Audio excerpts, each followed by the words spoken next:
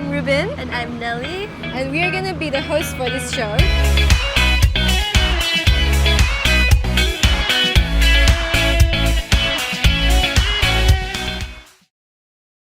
Hi guys, so we are currently at New Cafe having our breakfast.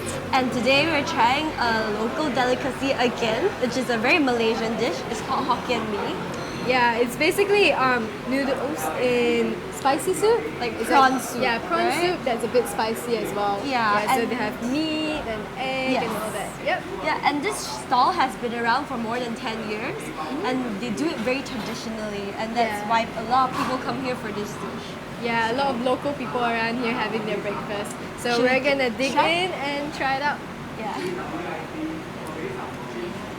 Okay, let's put in the chili, They have like a spoonful of chili here. mix that.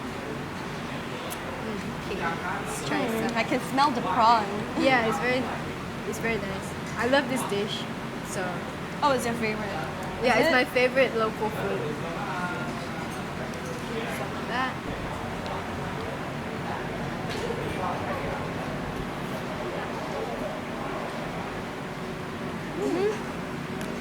It's really good. Really good.